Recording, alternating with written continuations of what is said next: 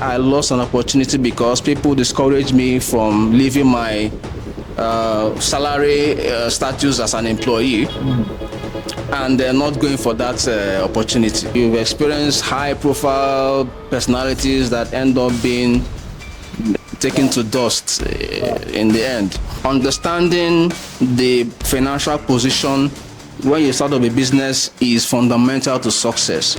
I'm really digressing to more of accounting, but it's critical. I say it. Your assets must be equal to your liabilities and equity. You're making expenses, you're making revenue. You have to have a structure that captures the financial position at any point in time. Wow. So that is where that's called business. You are not there to just buy and sell. You are there to make profits.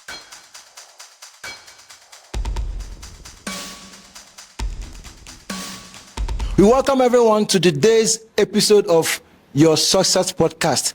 And I have a veteran with us in the studio today in the name of Mr. Chieke, Chijioke. Chijioke. So we want to know, sir, what do you do? Well, first of all, thank you for having me. I'm a business consultant. So I specialize in helping small and medium-scale businesses start up their business successfully and smoothly. I also consult for private companies in the areas of accounting, business management, and corporate auditing, basically. Is that all you do, sir? Well, I am also into training of individuals that want to succeed in life, more of a mentorship consultant as well.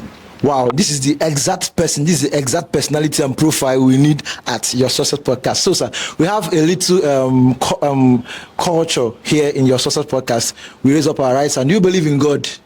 Yes, I do. Are you a Christian or a Muslim? I'm a Christian. You're a Christian, so you're going to raise up your right hand and say, I. Mention your name. Chieke, Chijioke. I'm a Christian, and I am... Don't say with me. Don't say with me. I will say the truth. I will say the truth. The undeserved truth. The undeserved truth. The unreserved truth. The unreserved truth. And nothing but the truth. Well, with a comma, nothing but the truth. All right, so it's going to get interesting right now in Your Success Podcast. So the first question we are going to ask you, sir, what is the profile of a person, a young person? What kind of person do you think is going to be successful in the next 5 years, sir? What kind of people, what is the profile of people you think are going to be successful in the next 5 years? Tell us, sir. Well, first of all, the term success is not really a finite term, because you can be successful today, tomorrow you won't be. Exactly. It's not related to age or maybe number of years or what experience you have. But with the concept of what you just told me, in the next 5 years, the first thing is to have a principled mindset as a personality. You have to be focused, and you have to know the direction of what you intend to be in the future, because someone's success could be somebody else's failure. Exactly. So you need to really identify and define what you want to achieve and what you perceive as success. Wow. But the general term of it is, one, you have to be principled and focus on what you intend to achieve. That is the bottom line. And then establish yourself by equipping yourself with the tools and the knowledge that you are going to need to achieve that success. Exactly. Okay, the next question I want to ask you, because I love what you said when I asked you this question. So I would like you to define holistically, what is success? Success is a journey. Yes, that's how I see it. Because one, I'll give an example of, you have 100 million in your account today. So the perception is that you are success financially. And then the next few months or 3 months, the money is gone. So can you still pinpoint that you are successful within that time frame? No. But when you say, or when you define success, there are a lot of factors that play in. So there's a perception from society that obviously if you are financially stable, you are successful. Or probably you have a status, social status, you are successful. Well, the bottom line is, what do you as an individual define as a success? So it is your own perception that matters more than anybody else's perception. All right, straight question. What is your own perception of success? Well, now, my perception of success is how you respond to success. That is one. Because, like I said, it's a journey. There are ups and downs. So how you respond to it, how you navigate around it, how you manage it is what I see as success in the long run. Because when you make impact on other people's lives, for me, that is what success is. Impact. Not just about yourself. It's not just about achieving financial freedom or maybe establishing that level of social status. You have to also impact on other people's lives and develop them and make them successful as well. That is what me as an individual perceives or sees as success. When others succeed, you also succeed in the long run. Wow, thank you so much, sir. Thank you so much, sir. I hope you are listening and you are learning. Right, sir, as you are talking, I couldn't help but want to go personal on you. I want to ask you this question, sir. Please indulge me. Yeah. I don't know, what were you doing to that got you, first of all, if I ask that question, according to your own definition, do you consider yourself successful? Yes and no, because like I said before, you want to get me this one. So yes and no, because one, the journey is still ongoing. Okay. We are still in the process of building it. Yeah. Like I said, there's no finite term to the word success. It's not like numbers where you have 10 is 10 or 50 is 50. Yeah. Success has no numerical or finite term attached to it. Yeah. So I can say that I am getting there. Okay. But I can't really say if it's yes or no. Yeah. So that's all right, sir. So look at me going. This is me going personal now. You know, sometimes why I really need to go personal is because I have young people watching us. I have people in their prime, in their 20s, watching us. So, and most times when we answer questions like this, it sounds vague to them. They think it's not possible. So most times when you give them real life experiences, like it communicates that this is possible, or sometimes you show them, oh, look at where I'm in my journey now. I can do this. So can you please tell us, what were you doing during your age when you were in your 20s, let's say 20, 21, 22, 23, that helped you to get where you are? Okay, there's a term I use which says know thyself. Now, well, we pass through parenthood, we pass through peer groups, we engage ourselves in various individuals when we're at that early age, teenage years, to be precise. Now, in those years, that is when you actually have to identify and discover who you truly are as a person. So the foundation of success starts from that age. Because in the end, some people will say, I want to be a medical doctor, I want to be an engineer. But when they are passing through that, they discover other skills and talents they were not even aware of. But when they now find out that these talents are there or inborn in them, they now have to be able to start planning on how to exploit those talents and use it to build to the direction of the success. So my advice to individuals or young individuals now is to identify your true self, identify your true talent, and then know how to develop it towards achieving that success. Because not everybody is going to be what is called a medical doctor, or nobody is going to be an engineer. True. Or nobody is going to be a celebrity or a musician. You have to define your own parts with respect to discovering who you are as a person. So that is the summary of that. Now to continue, it doesn't end there. You are not going to do it alone. Of course. You have to have some level of mentorship. People that are also in that path you want to take. Mentorship. Yeah, they've already been there, so you have to engage yourself by making them guide you towards achieving or reaching that path you want to follow. So that is it for me as well. Wow. All right, sir. Sir, I would like you to tell us, what is that mistake you made in your life that we wouldn't want your son to ever repeat it? That you are fighting tooth and nail to make sure that your son never goes that path. Tell us, sir? Well, first of all, mistakes got me here. Of course. I'm not sure anybody has never made a mistake in his life. So mistakes are normal phases of life. Of that journey. Yeah, but one mistake I wouldn't really want someone else to make is to deny himself of his privilege with respect to, it's very deep. You deny yourself of your privilege with respect to what others tell you, either by discouraging you or by telling you this is the negative part to take, when you know within yourself it is the part that you want to take and it's a positive part. I have experienced it in the past where I lost an opportunity because people discouraged me from leaving my salary status as an employee and they're not going for that opportunity. And in the long run, I lost the opportunity. It would have really set me up earlier to be, well, I wouldn't say getting that path to success, but because of me listening to other people discouraging me and telling me not to do this, not to stay in your comfort zone as an employee, I ended up losing that opportunity in the long run. But so the bottom line is always believe in the positive message or voice that is talking to you with respect to what you want to achieve, and do not be deterred by other people's discouragement. As long as you know deep down that is the direction that is one you are going to take and it's positive. Exactly. You take the privilege and exploit it. Wow. So in other words, we should take risk. Doesn't matter what if provided that you are at peace within you. Yes. Take the risk. Yes. If it's worth it, to take it.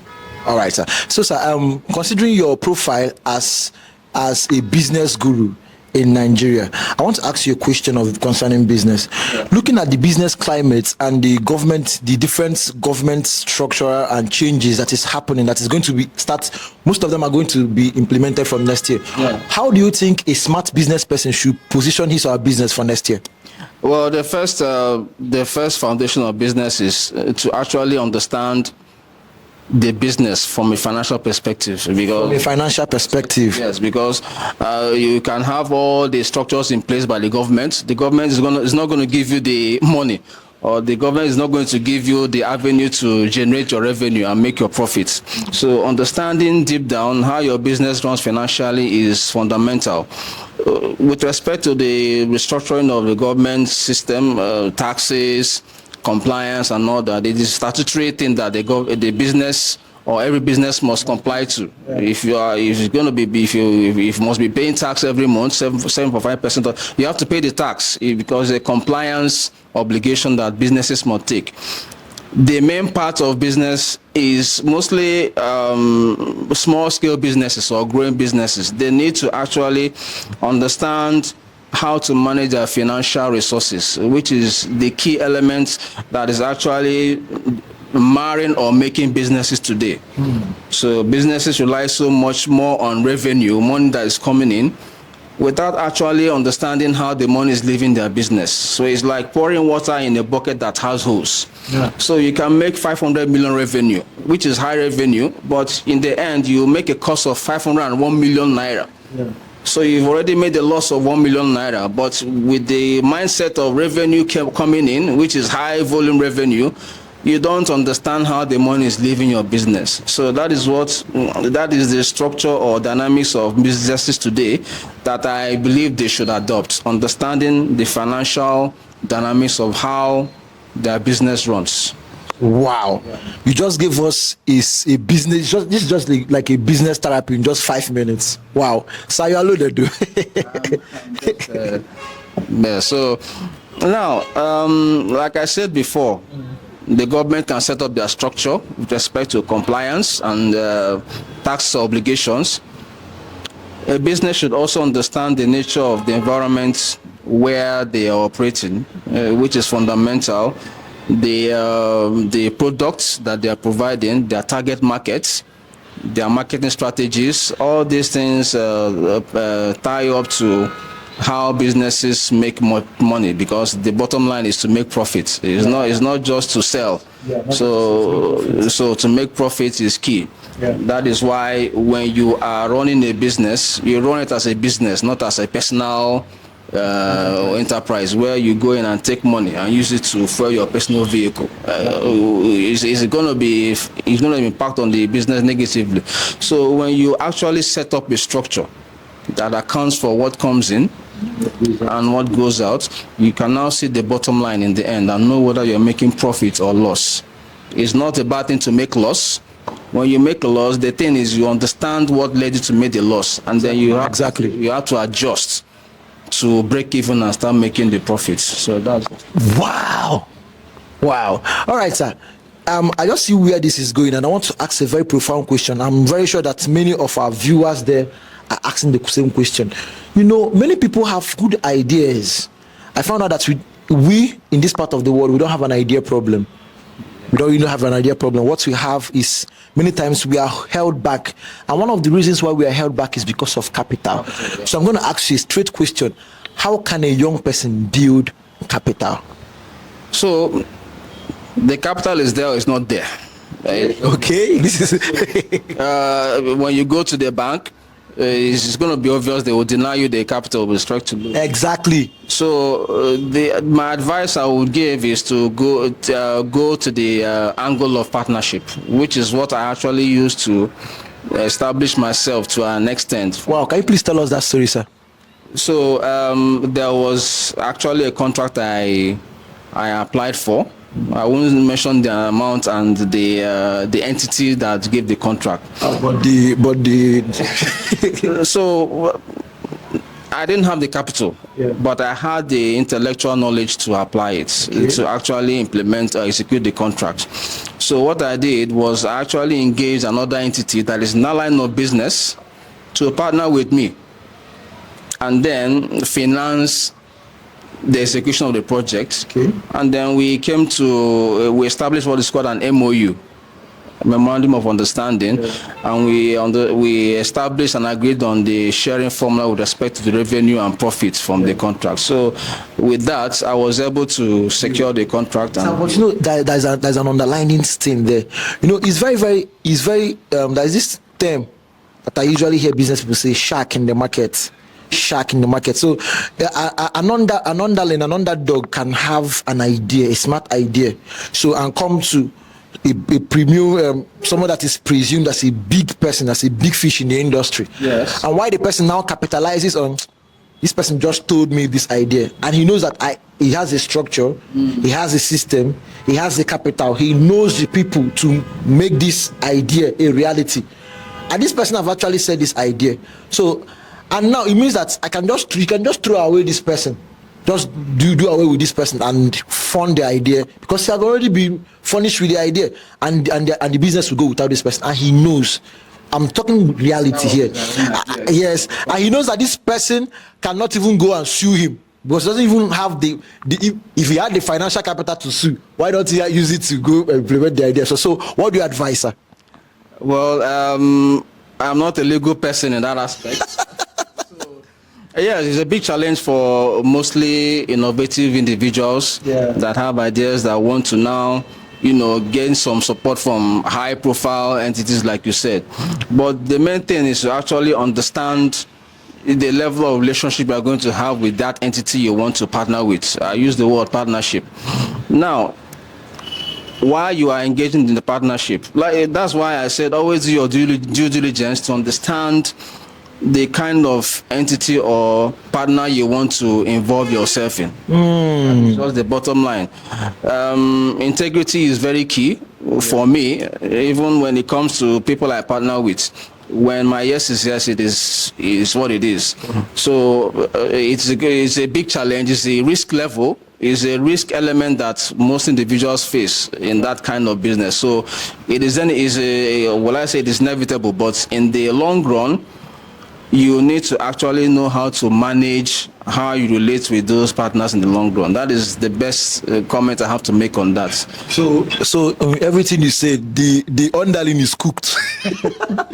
Well, there's always, I believe that everybody has a chance to be better tomorrow. Whether the company maybe throws him out in the waters, he or she can pick himself up again and build something even way better than what he did with the company. So always be positive, no matter the situation you find yourself. That's just it. Wow. This is just like a business startup masterclass for us.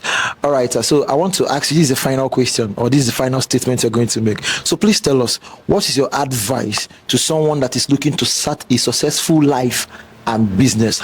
what is the mode you think that is the best mode for them to take in order to actualize that vision? Tell us, sir. There is no best mode.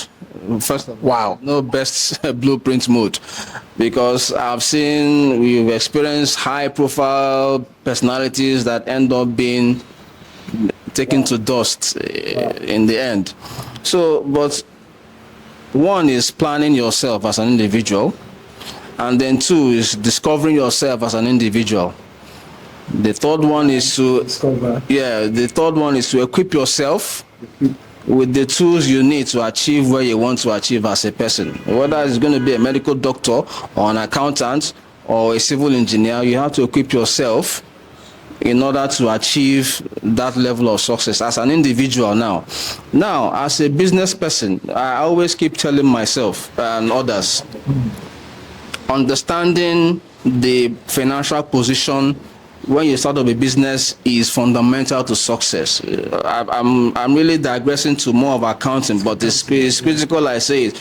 Your assets must be equal to your liabilities and equity. So when you don't, your assets must be equal to your liability and equity. Yes. So when you start a business, you use money to start the business. So when you are tracking how the financial position changes, when you're making expenses, you're making revenue.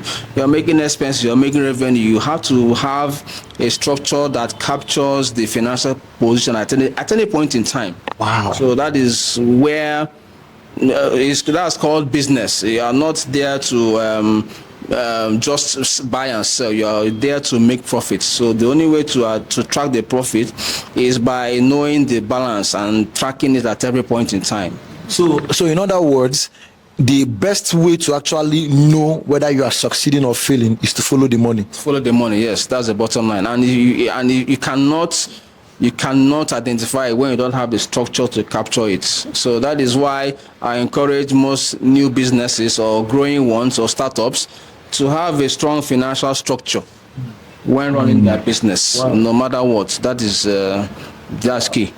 All right, sir. Thank you so much, sir. We are so glad to have you here. So guys, I hope you heard what we discussed in today's episode. We discussed about business, life, and especially as it pertains to how you run your business. So today, this is the end of today's podcast. Make sure you subscribe, like this podcast so that you can see us, and make sure also to turn up the notification bell. So whenever we post, it will pop up on your screen. We want to thank Mr. Chijioke for being with us in this podcast. Thank you for sharing your knowledge with us. We are grateful. I hope we are going to have you next time, sir. Hopefully, yes. Thank you so much, sir.